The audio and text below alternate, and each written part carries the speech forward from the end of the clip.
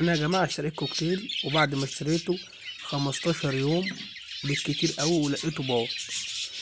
اهم العوامل اللي تخلي الكوكتيل عندك يبيض يا جماعه هي رقم واحد، اللي يكون معاه كوكتيل تاني غيره، يعني يكون في جواز كوكتيل في نفس المكان تاني، تكون عامله صوت، تكون عامله دوشه. الكوكتيل يا جماعه بيحب الدوشه جدا، بيحب الجماعيه. ولكن في التربيه برضو اللي هي في اقفاص لازم يكون في اجواز جنب منه. الكوكتيل ما نجيبش جزء ولا اتنين ونحطهم في البلكونه عندنا ونقول عايزينهم ينتجوا، لا مش هينتجوا. الكوكتيل عندي والله العظيم يا جماعه ما شاء الله الله اكبر 15 يوم وباض يعني. وفي حاجات باضت جبتها لقيتها تاني يوم بيضه في القفص. ده ارزاق اولا. رقم اتنين ان انت تجيب من حد موثوق منه، لازم تشتري الكوكتيل من حد موثوق فيه كويس، يعني يديك الحاجه ديت وما يرضي الله تكون كويسه.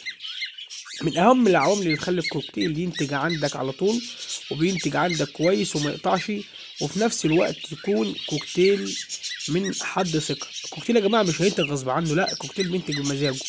ازاي تخلي كوكتيل ينتج بمزاجه وفي نفس الوقت يكون عنده انتاج حلو، البيض يطلع مخصب؟ انا عندي الذكر اللي قدام حضراتكم، الذكر المصبع ده والنتاية اللاتيني دي. الجوز ده يا جماعة بيض عنده، تمام، ما شاء الله. الجوز ده اول ما جبته مفيش يعني يعتبر كده دلوقتي بقاله 15 يوم وبضع عندي على طول.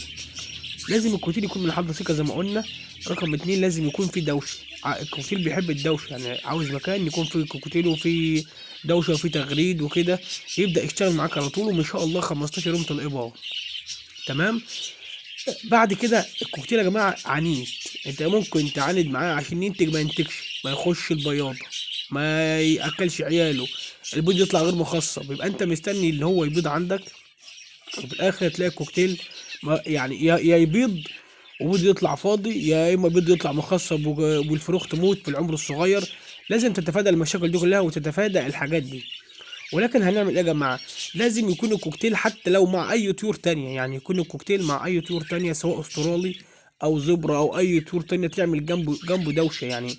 حتى لو انت دلوقتي انا مط صوت الفيديو كمان، يعني انا مط صوت الفيديو عشان خاطر تسمعوا صوت انا كمان، لان الصوت عندي عالي، صوت الكوكتيل مع الاسترالي مع الزبرة صوت بيبقى عالي، مع الفشر بتلاقي اصوات عاليه.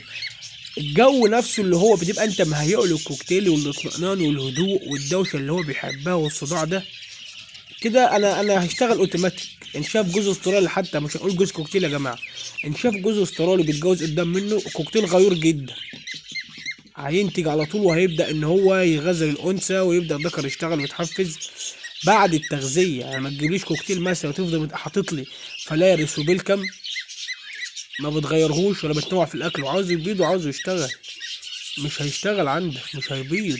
فانت لازم التغذيه رقم واحد، الفرالس البركه، بعد كده الخضار، الحلبه، الحلبه المستنبته، القمح المنقوع، الفاكهه، الجرجير، البرسيم، كل دي عوامل وحذاري من الفيتامينات. الفيتامينات بتأثر مش بتحفز يا جماعة، والله الفيتامينات اشتغل طبيعي، اشتغل طبيعي بما يرضي الله. والله يا جماعة الطرق قدامكم دي بيضة عندي من غير أي فيتامينات ولا سيلينيوم ولا أي فيتامينات ولا أي فيتامينات واخداها، مش واخدة غير الجرجير والبرسيم.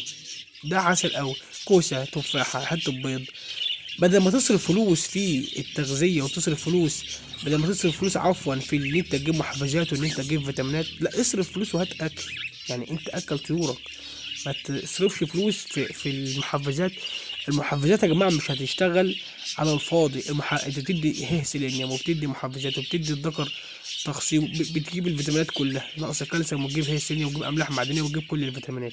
الفيتامينات دي مش هتشتغل لوحدها، الفيتامينات دي لازم هتاكل الطير يعني عشان انت تاخد علاج.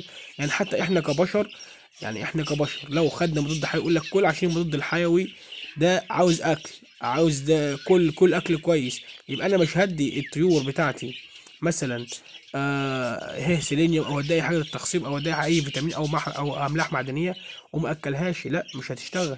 انا دلوقتي زي ما اكون باخد مضاد حيوي او مضاد حيوي 1000 وما باكلش، يبقى انا المضاد الحيوي هيتعبني هيموتني. يبقى احنا لازم عشان خاطر ان انت تورك تبيض تكون عامل له جو، مهيأ له الجو، مهيأ له الدوشه، مهيأ له كل حاجه عشان خاطر ان هو يقدر يبيض عندك. تمام. يكون اقل كلام جوزين ثلاثه يا جماعه. حتى لو انت عندك جوز لاتيني واحد هات قصاده جوز حبشي رخيص 250 جنيه، هيحفزه هيشغله. يعني عندي ان شاء الله اللاتيني باض والحبشي باض، كنت جايب 8 جواز وكنت قايل في فيديو قبل كده.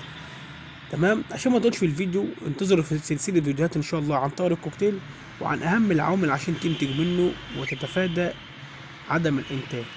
لو انت اول مره شفنا على اليوتيوب اشترك في القناه وفعل زر الجرس ليصلك كل الفيديوهات الجديده، ويا ريت نعمل لايك للفيديو. لو انت استفدت اي حاجه من الفيديو شيره لاصحابك اللي هم مربين طائر الكوكتيل او غاويين طيور الزينه، وان شاء الله نقدر نقدم لكم افضل الفيديوهات اللي احنا بنقدر نوصل لها من زوايا التربيه وزوايا الخبره، وان شاء الله نقدر نفيد الناس كلها.